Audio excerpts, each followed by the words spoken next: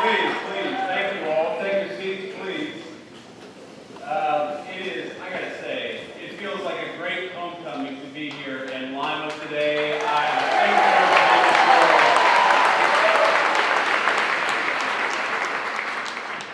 Now, I gotta say, my chief of staff, who's a great guy, he told me, thank you. You probably don't know who he is, but you're celebrating him anyway. He just got engaged, actually, so I'm very proud of him. He's doing things the right way, but he told me on Monday, which I guess is yesterday, he said, sir, I think we might have to cancel this trip to Lima. And I said, I'm not canceling this trip to Lima for anything. I've been looking forward to this for months. I'm not canceling this trip to Lima. And I don't know if you guys saw it, but there's nothing going on in the news at all that would justify me canceling this trip to Lima. Why the hell would we cancel the trip to Lima, Ohio? It's a boring day in the White House, as you guys have probably seen. So, let me offer a few words of appreciation. So, I could probably thank half the people in this room, and I'm so thrilled to be with you this evening. And there are a few by name that I want to call out. So, first of all, and I'm not even going to try to pronounce her last name, I never do, but Alex T., the great chair of the Ohio GOP. Thank you, Alex, for everything that you do. I've got to think, and this is, guys, you should be glad I asked about this. I thought, because it says here, Senator Tony Schrader, but I know Tony, and he's not a lowly politician. He is actually the guy who operates behind the scenes. So our great GOP Central Committee man, and also the chair of the Putnam County GOP, Tony Schrader. Tony, where are you, man? I love you.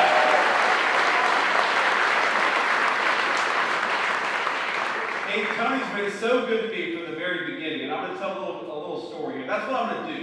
You guys are going to be stuck here for 45 minutes of me telling stories. I'm just in such a good mood. Unfortunately, we've got these cameras back there, so I got to be a little bit careful.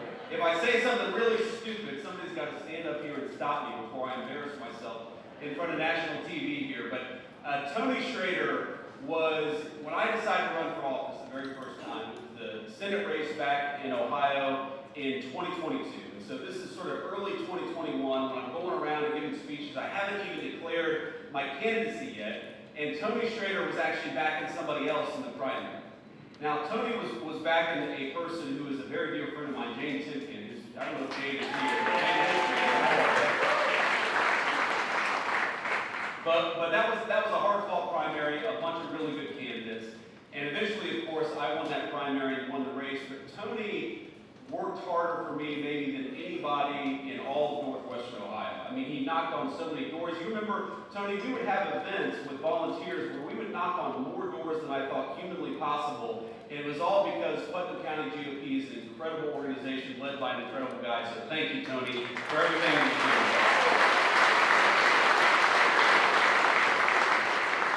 Of course, no thank you here is complete in Lima, Ohio, without thanking our great Allen County GOP Chairman Keith Cheney, who has an incredible voice. He was the announcer. Keith, I think if I had your voice, I would have been vice president earlier than I made it. And nobody is endowed with perfect gifts here. And of course, GOP volunteer Kurt Kaufman. Kurt, thanks for everything that you do. We said hello back to stage. Thank you, Kurt. All right, so I got my thank yous, at least by name, at least until I noticed somebody else's face in the crowd here. But people always ask me what it's like to be Vice President of the United States, and I'll tell you a couple stories that illustrate that. So first of all, I didn't know that the President would make me his Vice Presidential running mate until literally the morning of the GOP convention. And if you walk back in time, you remember what happened. So the Saturday before the GOP convention, the President, I actually flew down to Florida to meet with the President, and we talked. It was the first time I had ever talked with him explicitly about becoming his running mate. And he said, I'm not sure what I'm going to do, but it's probably going to be you, so go have fun the next couple of days. How do you have fun the next couple of days when that's what the President tells you? And of course, so that evening, he flew up to Pennsylvania to do a rally in Pennsylvania, and that was the famous moment where he turned his head and missed, I think what would have been one of the great tragedies in American history, not just a tragedy for him personally. And I really do believe, I'm a person of faith, I imagine most of you are too, I believe the hand of God prevented America from experiencing great national tragedy.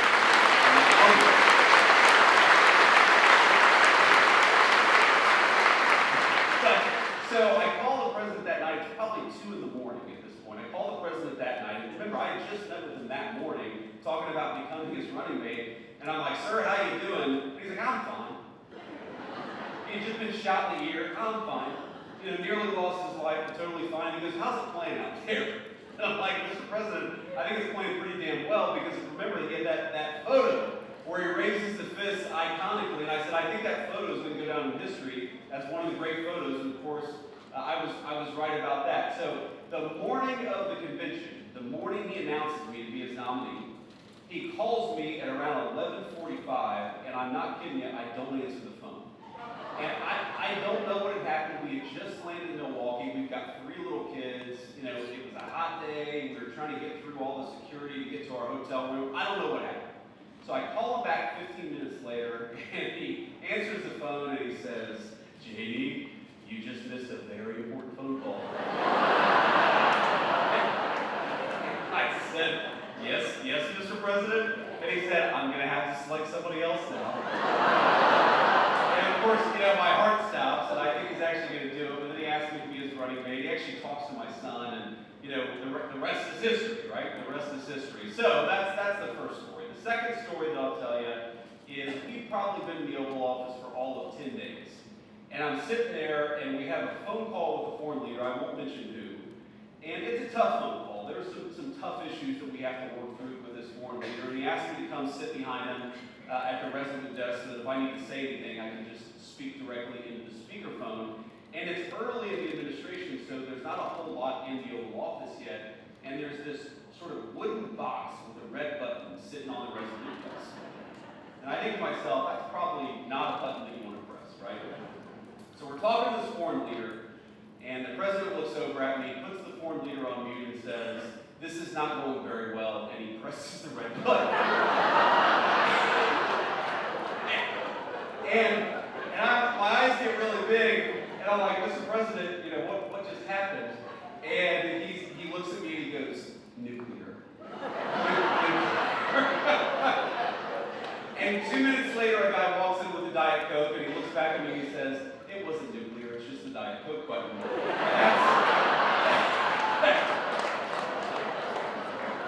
So that's the kind of guy, my fellow Republicans, that we have as the President of the United States, the guy who knows the job, the teacher thing to do.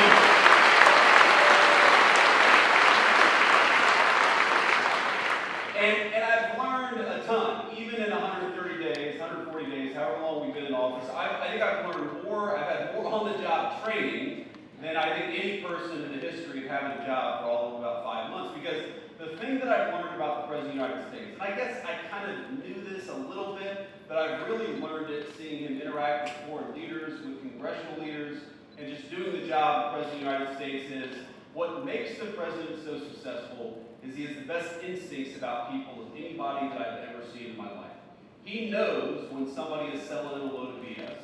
He knows when he's making progress, when he needs to cut something off. He knows when he's dealing with somebody that he can trust, and he knows when he's dealing with somebody that he can't trust.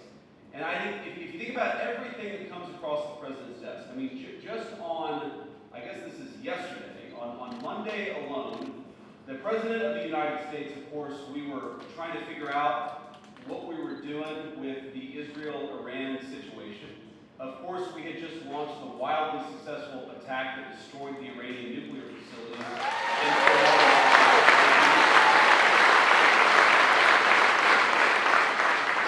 But we know the Iranians are going to counterattack, and we're kind of trying to figure out, is it going to be a real counterattack, or is it going to be something more symbolic, more face-saving? He's dealing with congressional leaders about the one big beautiful bill that cuts taxes on overtime, cuts taxes for tips. Thank you. Really is the most important generational tax reform that we've had in this country in 30 years, and also provides billions of dollars to replenish the southern border funding that encourages us, empowers us to kick out the illegal immigrants and to stop the flow of illegal immigration to our country.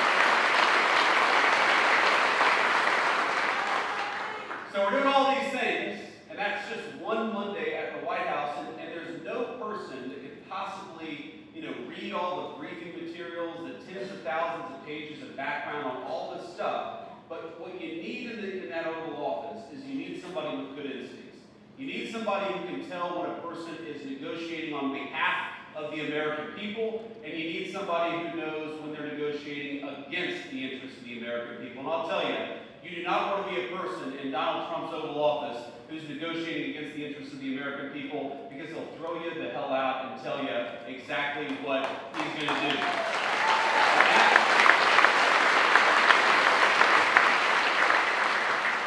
And that is what I think makes him an effective president. It's what makes him an effective leader for the American people. And I will say, I'm obviously extremely biased, but 130 days into this term, we have got a lot to brag on from the Trump administration.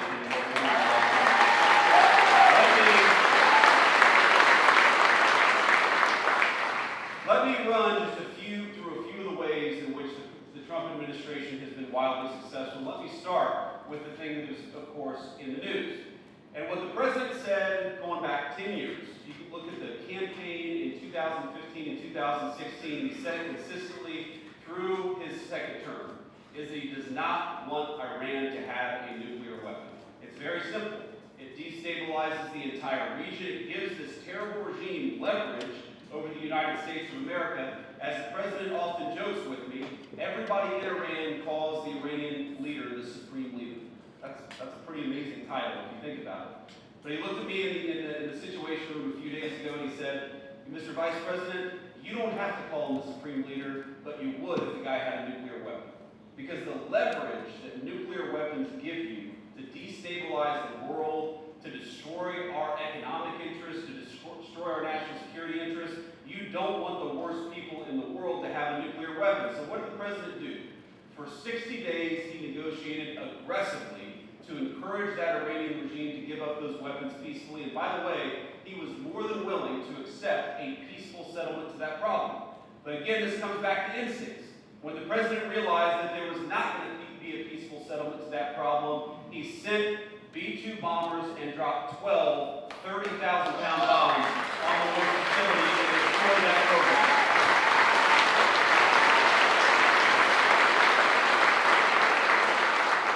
And I think there are a lot of Republicans, by the way, I count myself among them, who after the past 25 years, they don't want to get involved in another long-term, protracted Middle Eastern conflict. We all saw what happened with Iraq and Afghanistan. And so what I call the Trump doctrine is quite simple. Number one, you articulate a clear American interest, and that's, in this case, that Iran can't have a nuclear weapon. Number two, you try to aggressively, diplomatically solve that problem. And number three, when you can't solve it diplomatically, you use overwhelming military power to solve it, and then you get the hell out of there before it ever becomes a protracted conflict. That is the Trump.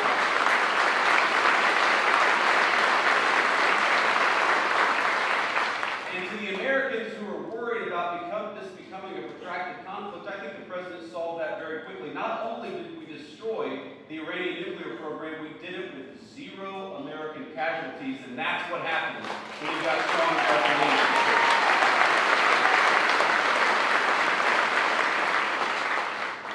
Now let me talk to you about something else. For every month that you've got inflation numbers and jobs numbers and wage numbers coming out, I'll come into the White House and I'll say, this happened now about 5 times, where it seems like every economist and every financial journalist in the world says that Donald Trump's policies are going to lead to higher inflation. They're going to lead to lower jobs. They're going to lead to lower wages. And for now 5 months in a row, every single time we come to the news, it turns out the economists' expectations missed. Because wages are higher, inflation is lower, and our economy is roaring in a way that it has not in a very, very long time. That's the thing that we're doing. And I'll bring it back to instincts, because when the president came into office, he said, frankly, what he's been saying for 30 years, that we have got to stop allowing foreign companies to take advantage and foreign countries to take advantage of the United States of America. Why in God's name would we allow cheap slave labor manufactured stuff from a foreign country to come into our country, undercutting the wages and jobs of American workers?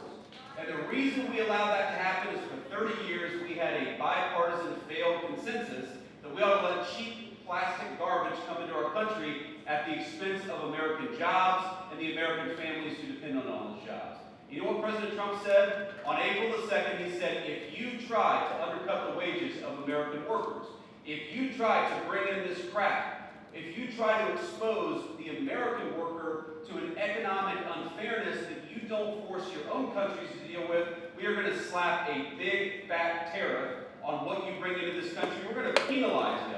For once, finally, we have an American president who said, if you want to destroy the wages and the jobs of American workers, you're going to pay a big fat penalty because of it, and that, I believe, has saved the American economy.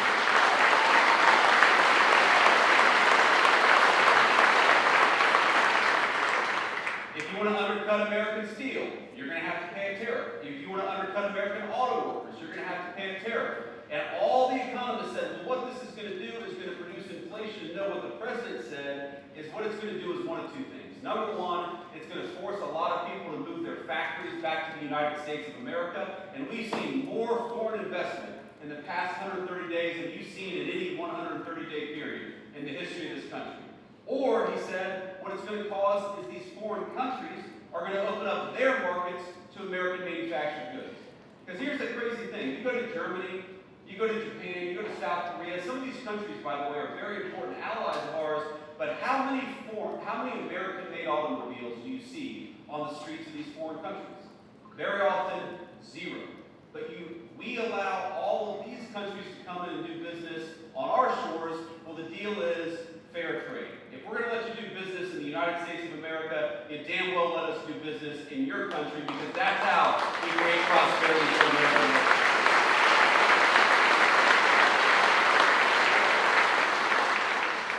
And the final and most important thing, and I think this is the most important issue confronting this country, and it was certainly the most important issue that was destroying this country over the past 4 years, and that is the issue of illegal immigration.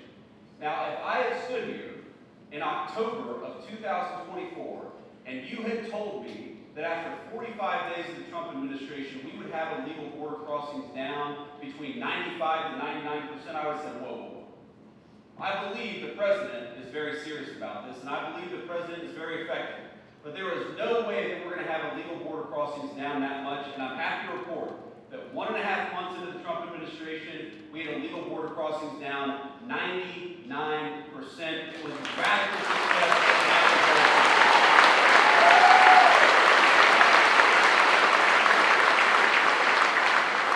And I believe, ladies and gentlemen, that that saved the United States of America, because we know exactly what the Democrats, not because we had to read their minds, but because Democrats would go out and say that what they wanted to do with those 25 million illegal aliens is give every single one of them the right to vote and turn them into permanent wards of the Democratic Party.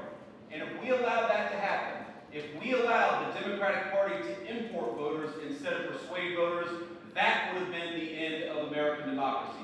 You hear the American media say all the time that Donald Trump is a threat to democracy. The threat to the democracy is Democrats importing voters instead of persuading their fellow citizens.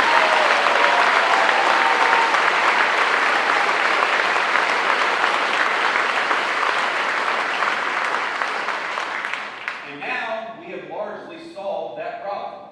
If you look, for the first time in 50 years, we now have net negative illegal immigration. That means we're deporting more people that are coming in through illegal immigration. That's the biggest testament to change in immigration. And I was in the Senate when the Democrats were trying to say that the thing that we had to do was pass this ridiculous, massive new set of laws and new set of amnesties to get control of the American southern border. And as the president said at the State of the Union just a couple of months ago, it turns out you didn't need a big new law to secure the border. You just needed a new president of the United States.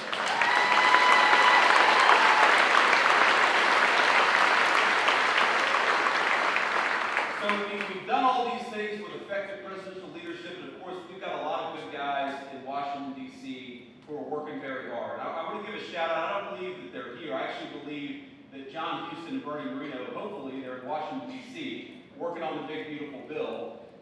They're doing a great job. And we are lucky in the state of Ohio to have great political leadership across the board.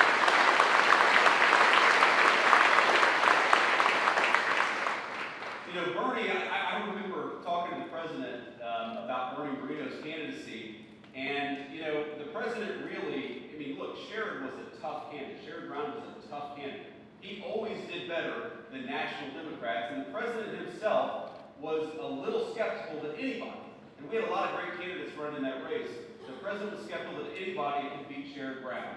But I think what we showed him in the Ohio GOP is that while we had a reputation for a very long time as a purple state or even a blue state, thanks to the hard work of people, many of whom are in this room, I think Ohio is now solidly red and is going to stay red for a very long time.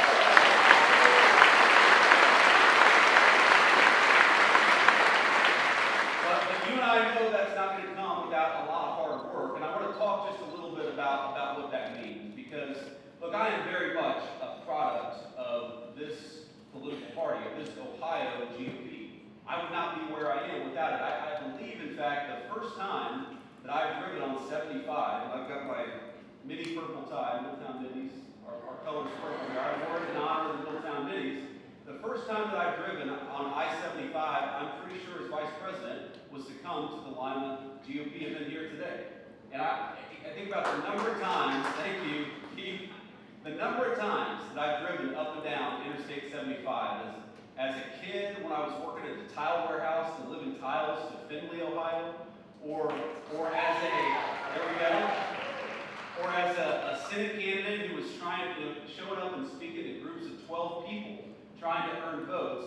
I think that what is so great about the Ohio GOP is that we really are strong top to bottom. We've got great candidates running for statewide office. We've got I see a lot of young people here, many of whom are getting involved in politics for the very first time.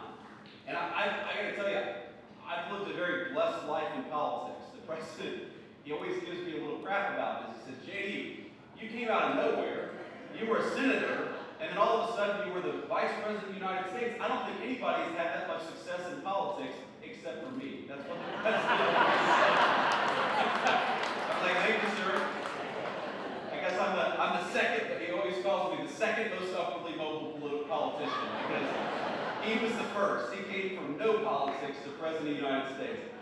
So, but the thing is, you don't get people who run for political office without cultivating talent and cultivating the grassroots and actually encouraging people to get involved at every level of government. There's a lot of important stuff that we're working on in Washington, D.C., but there's a lot of cool stuff happening right here in Allen County, Ohio. There's a lot of important stuff that are happening at the State House.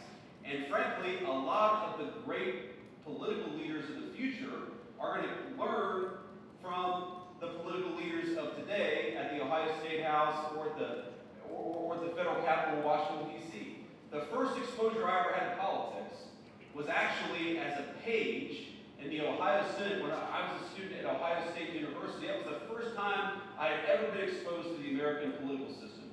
Working for a great state senator by the name of Bob Schuler from southwestern Ohio. I'm sure a lot of you remember Bob Schuler. He was a good guy. The first person who taught me how to respond to a constituent was Bob Schuler.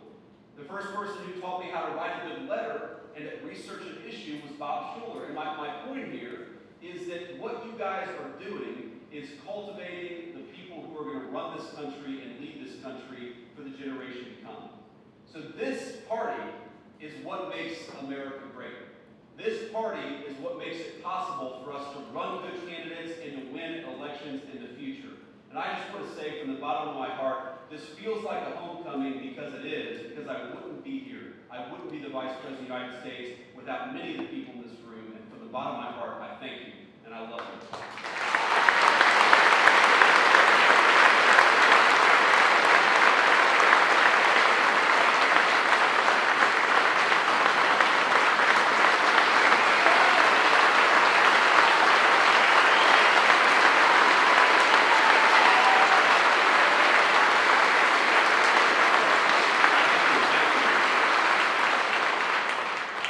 I should quit while I'm ahead, honestly. I should walk out the door now. I'm not going to do much better than that.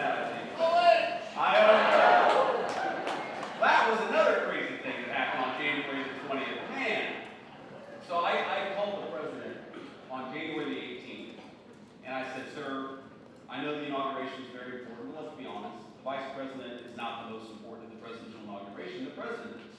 So would you be okay if I put my hand on the Bible, took the oath of office, and then headed south to attend the national championship game as the vice president of the United States? Skip all the inaugural balls. Usha, who I think all of you have come to love as second lady, she's doing a great job.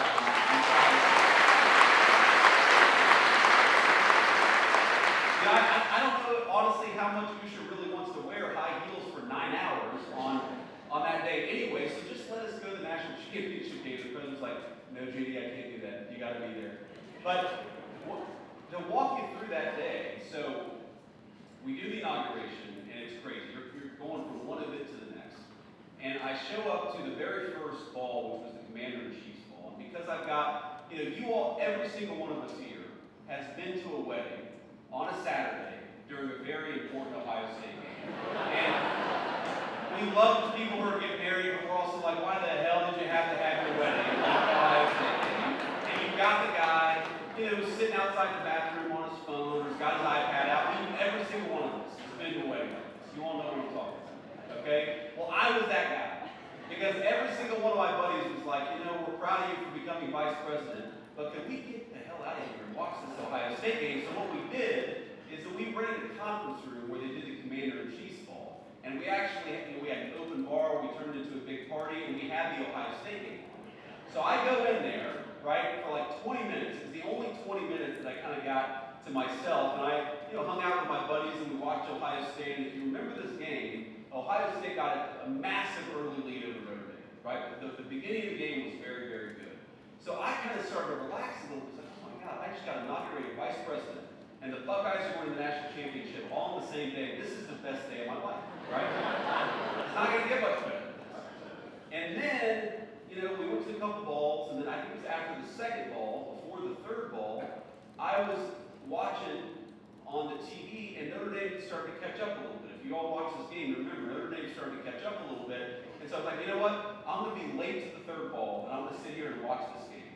Because if Ohio State loses, I'm going to hate myself forever for not having sat here and cheered on the team during these final moments. Of course, it all worked out. Ohio State won. They came to the White House. I don't know if you saw, I broke the damn trophy when they came to the White House. One of the most embarrassing moments in my life. I was hoping that, no, we didn't see that. We didn't see that. No, all of you are laughing. Everybody saw it. But the point is that it was an amazing way to connect the great Buckeye state of Ohio and what was happening. Because without this state's GOP in particular, Donald Trump would not have been president the first time, and we certainly wouldn't have the great Senate majority that we now have for the second administration. And the president, as you all know, he actually has a very deep affection for the state of Ohio, because he was the person who turned Ohio really from a purple state to a red state. I mean, all of you remember this. I mean, where is Bob out there? Is Bob Ducic out there? There's Bob Ducic. Give it up for Bob Ducic.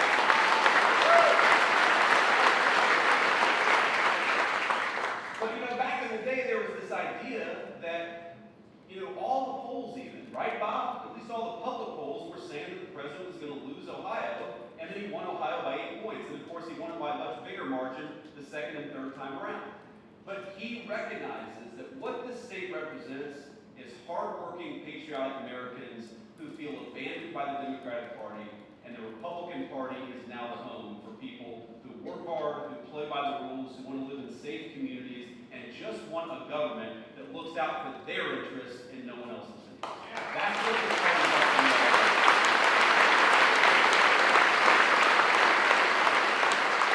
Because when I see that wage growth is the highest that it's been for working people in 60 years, working and middle class people, the highest wage growth we've seen in this country for 60 years.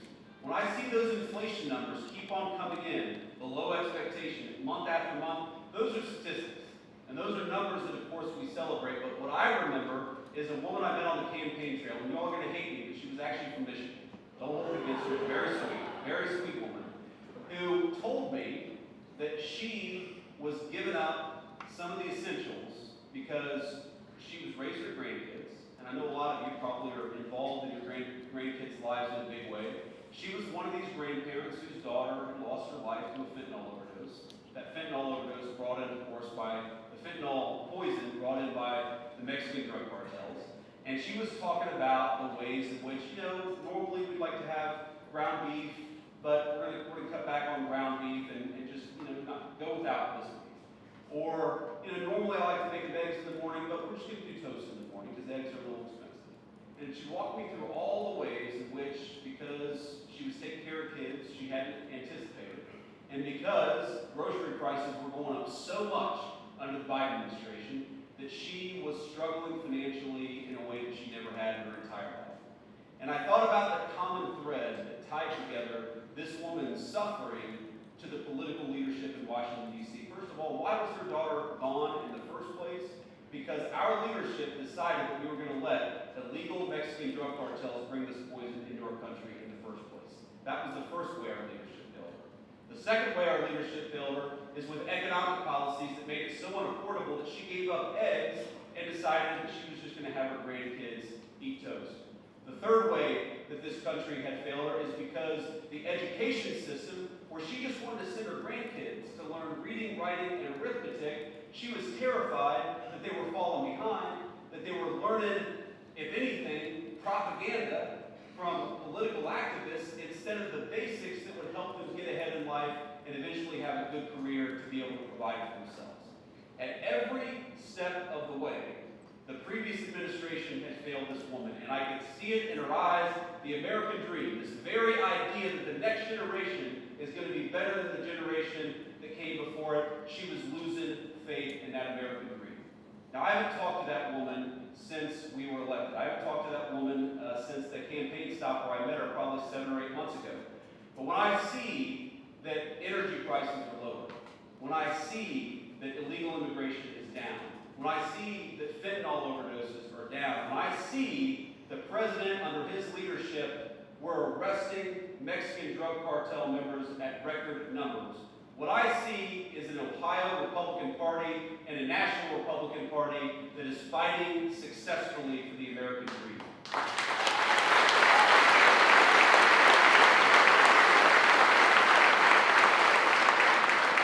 So what I'd ask all of you, when you're going out there and you're knocking on doors, when you're going out there and you're making phone calls, when you're contributing hard-earned money to political candidates, when you yourself are running, because I know it's not always easy to be a political candidate. Trust me. In Washington, D.C., they have this thing where I think it means we're number one in Washington, D.C., but all the pink-haired people throw up this sign, and I think that means we're number one, right? I choose to take that as that symbol of Washington. But all kidding aside,